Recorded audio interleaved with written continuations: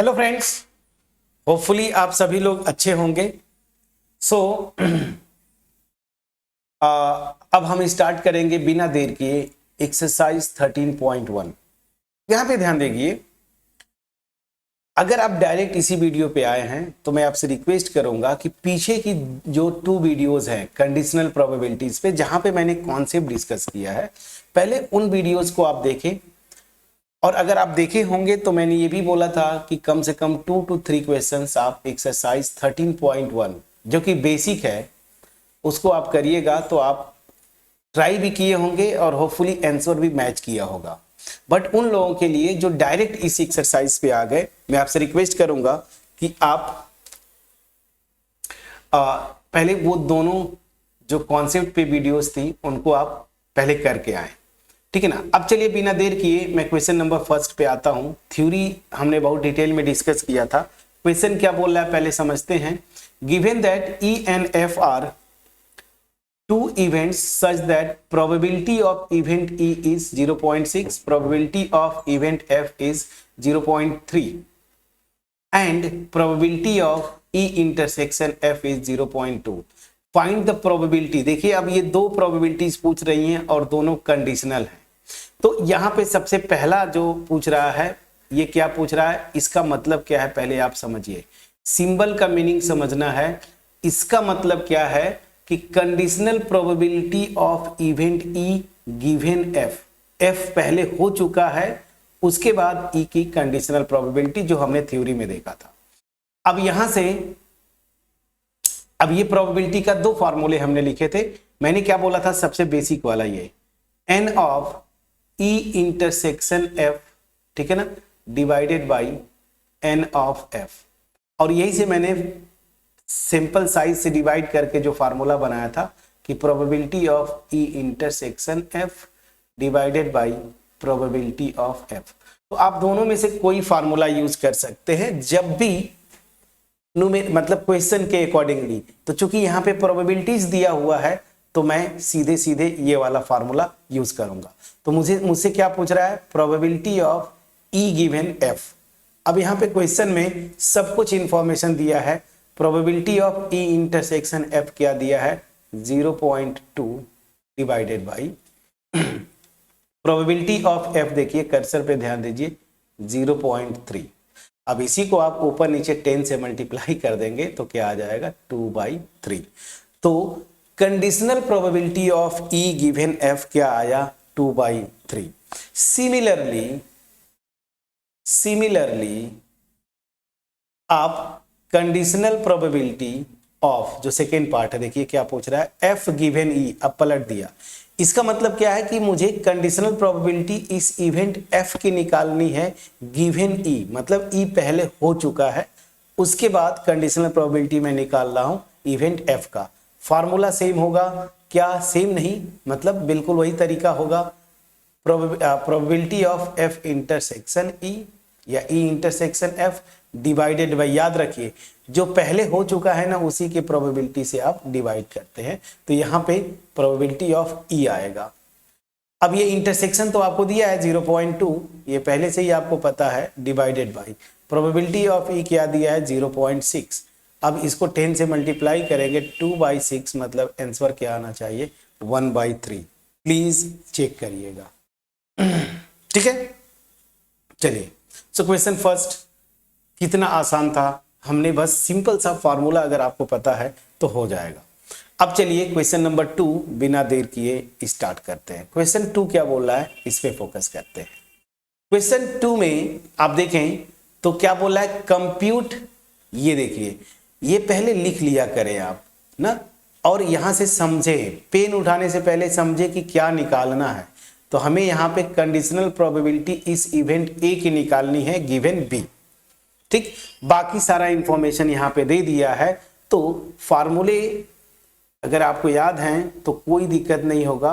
So conditional probability of A given B क्या होगा, by formula probability of A intersection B divided by probability of क्या, B. अब probability of A intersection B यहाँ पे दिया है 0.32 अपॉन प्रोबेबिलिटी ऑफ बी दे दिया है 0.5, प्लीज चेक करिएगा।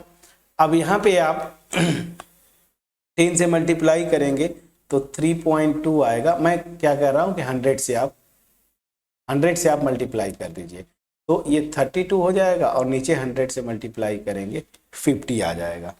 अब इसको डिवाइड कर दीजिए 2 से तो ये 16 और ये हो जाएगा 25। तो conditional probability of A given B क्या हो जाएगा 16/25। तो क्वेश्चन नंबर 2 भी बिल्कुल इजी था, फार्मूला बेस्ड। अब चलिए क्वेश्चन नंबर 3 बिना देर किए, ठीक है ना। सो क्वेश्चन नंबर 3 में क्या बोल रहा है, सारे इंफॉर्मेशन को पढ़िए, यहां पे पहले देख लीजिए। बोल रहा है कि if probability of A is 0.8, probability of B is 0.5 and probability of B, ये देखिए ये क्या लिखा है, बी गिवन ए, मतलब conditional probability of B given A is 0.4, find probability of A intersection B. तो यहां पे बस सिंपल सा आपको जो फार्मूले हैं ना वो याद होना चाहिए। तो यहां पे चूंकि ये इंफॉर्मेशन दिया है तो यही से आप लिखेंगे, फर्स्ट पार्ट में आता हूं, first part, since conditional probability of A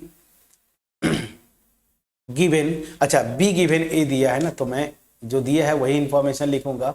so conditional probability of B given A क्या हो जाएगा फ्रेंड्स, बाय फार्मूला, आपको फार्मूला पता है, probability of B intersection A या ए इंटरसेक्शन बी, ये दोनों सेम होगा, डिवाइडेड बाय ये जो पहले हो चुका है उसके प्रोबेबिलिटी से आप क्या करते हैं, डिवाइड करते हैं। हमें क्वेश्चन में जो पूछा है probability of A intersection B, तो यहां से जो फार्मूला निकल के आएगा probability of B intersection A, मतलब इसी को हम लिख सकते हैं A intersection B, and that will be, cross multiply करेंगे, सो प्रोबेबिलिटी ऑफ, मतलब conditional probability of B given A multiplied by probability of A. बस अब सारी वैल्यूज रख दीजिए, आपका आंसर आ जाएगा। Probability of B given A, मतलब कंडीशनल प्रोबेबिलिटी बी का दिया हुआ है 0.4 multiplied by probability of A question में दिया है 0.8। अब मल्टीप्लाई करेंगे 32 आता है तो 0.32, तो आपका आंसर क्या आ गया 0.32। अगर आपको फ्रैक्शन में बदलना है तो फ्रैक्शन में भी बदल सकते हैं, लेकिन आंसर की अगर आप देखें तो आपका यही दिया हुआ है, तो आप डेसिमल में ही आंसर रखेंगे। कितना आसानी से आया, फर्स्ट पार्ट किया आपने, वेरी गुड। अब चलिए सेकेंड पार्ट पे आइए। सेकेंड पार्ट में आपसे जो पूछ रहा है वो बड़ा इंटरेस्टिंग है, probability of A given B ना, सिंस लिख दीजिए, सिंस ये फार्मूला मैं लगा रहा हूं कि ए की कंडीशनल प्रोबेबिलिटी गिवन बी क्या होगा। मैंने आपको बार बार बताया है कि जब भी ये पूछे तो पहले तो इनका इंटरसेक्शन निकाल लीजिए ना, उसकी प्रोबेबिलिटी डिवाइडेड बाई जो पहले हो चुका है उसी के प्रोबेबिलिटी से डिवाइड करते हैं ना, ठीक है। तो अब चलिए यहाँ पे सारा इंफॉर्मेशन है, ए इंटरसेक्शन बी की प्रोबेबिलिटी आपने निकाला है 0.32 डिवाइडेड बाई बी की प्रोबेबिलिटी क्वेश्चन में दिया होगा 0.5, प्लीज चेक करिए। अब इसको अगर लिखना है तो आप सीधी सी बात है, इसको क्या कर सकते हैं 32/50 ऐसे कर सकते हैं। अब देखिए 0 पॉइंट ना, या ऐसे थोड़ा सा और सिंप्लीफाई कर दीजिए ना, थोड़ा सा और सिंप्लीफाई कर दीजिए तो आसान हो जाएगा। 2 से डिवाइड करेंगे 25, अब ये क्या हो जाएगा 0 पॉइंट, पॉइंट लगा दिया 160 हो गया, 25 से डिवाइड कर दीजिए, ठीक है ना। सो हाँ, तो 25 से 160 में डिवाइड करना है तो मेरे ख्याल से 6 टाइम जाएगा क्या, प्लीज चेक करिएगा। तो 6 5 जा 30 और 6 2 जा 12 और 3 15, बिल्कुल सही, 6 बार गया। अब यहाँ पे आया रिमाइंडर 10, 0 बढ़ जाएगा तो 25 4 जा ना 100 होता है, तो 0.64 मतलब 0.64 आपका आंसर आया क्या, conditional probability of A given B ना, या ऐसे बोलिए conditional probability of A given B. तो ये हो गया सेकेंड पार्ट। अब आते हैं थर्ड पार्ट। थर्ड पार्ट में इन तीनों चीजों का जरूरत पड़ेगा, कैसे देखिए, ये फार्मूला मैंने लास्ट वीडियो में बता के रखा है। प्रोबेबिलिटी ऑफ, अच्छा ये तो बहुत इजी है, probability of A union B, ये तो बहुत आसान है। हम जानते हैं ये प्रोबेबिलिटी क्या होता था, एडिशन थ्योरम ऑफ प्रोबेबिलिटी याद करिए क्लास 11th में, ये होता था probability of A plus probability of B minus probability of A intersection B. अब बस फ्रेंड्स वैल्यूज रख दीजिए, ए की प्रोबेबिलिटी दिया है 0.8 प्लस बी की प्रोबेबिलिटी दिया है 0.5 माइनस ए इंटरसेक्शन बी की प्रोबेबिलिटी, सॉरी हाँ ठीक है, ए इंटरसेक्शन बी की प्रोबेबिलिटी हमने ऊपर निकाला था, ये देखिए 0.32 ना, 0.32, सो 0.32 इन दोनों को ऐड करेंगे सो ये आता है 1.3 माइनस 0.32, सेपरेट कर दीजिए फ्रेंड्स 1.30 और 0.32 8 12 9 ना, प्लीज चेक करिएगा, मैं अगर सही हूं तो क्या हो जाएगा ये 0.98। तो आपका आंसर यहां पे आसान है।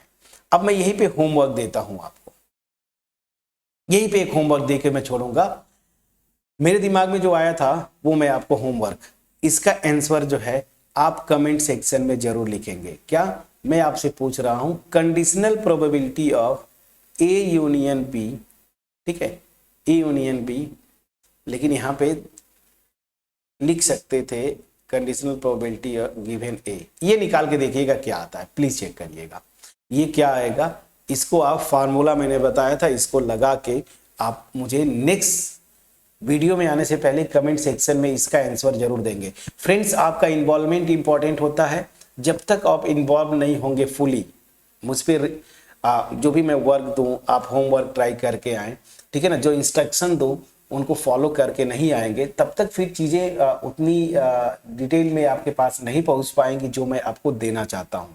अब होपफुली ये वीडियो जो है इसमें क्वेश्चन 1 2 3 हमने किया, क्वेश्चन 4 में नेक्स्ट वीडियो में अभी दिखाता हूं, होमवर्क देता हूं, बट अगर सब कुछ क्लियरली पहुंच पाया, वीडियो को लाइक जरूर करिएगा, फ्रेंड्स के साथ शेयर करिएगा, कमेंट सेक्शन में अप्रिशिएट जरूर करिएगा, बट अगर कहीं पे कोई डाउट है कमेंट सेक्शन में आप कमेंट ड्रॉप करना मत भूलिएगा। मोस्ट इंपॉर्टेंटली चैनल पे नए हैं जरूर सब्सक्राइब करें चैनल को, बेल आइकन को क्लिक करिएगा। याद रखिए मेरा मोटिव है, मैं बार बार बोलता हूं, मास में अगर मैं क्वालिटी वीडियोस बनाने की कोशिश कर रहा हूं, मेरे पास अगर थोड़ा बहुत नॉलेज है मैं शेयर करना चाहता हूं, तो मैं ये भी चाहूँगा कि मैक्सिमम लोगों को बेनिफिट मिले। तो इसके लिए बस सिंपली आपको क्या करना है, फ्रेंड्स के साथ शेयर करिए, कमेंट सेक्शन के थ्रू अप्रिशिएट करते रहिए, अगर वीडियो पसंद आए तो लाइक और शेयर जरूर करिए। अच्छा अब आता हूं मैं जो मैं देना चाहता था, क्वेश्चन नंबर 4 एंड 5 बिल्कुल उसी तरीके से क्वेश्चंस हैं। So question 4 and question number 5 ये आपके स्क्रीन पे दिख रहा होगा, इनको आपको करना है, ये दोनों क्वेश्चंस आप ट्राई करके आएंगे नेक्स्ट वीडियो में, और इस एक्सपेक्टेशन के साथ ये वीडियो फिनिश करता हूं कि एक एक कॉन्सेप्ट जो इस वीडियो मैंने डिस्कस किया आपके पास पहुंच पाया होगा। मिलते हैं नेक्स्ट वीडियो में, बट बिफोर दैट ये मैं बोलूंगा इन दोनों क्वेश्चंस को आप ट्राई करके ऑनेस्टली आएंगे। चलिए तब तक अपना ख्याल रखें, पढ़ाई करते रहें। Thank you so much.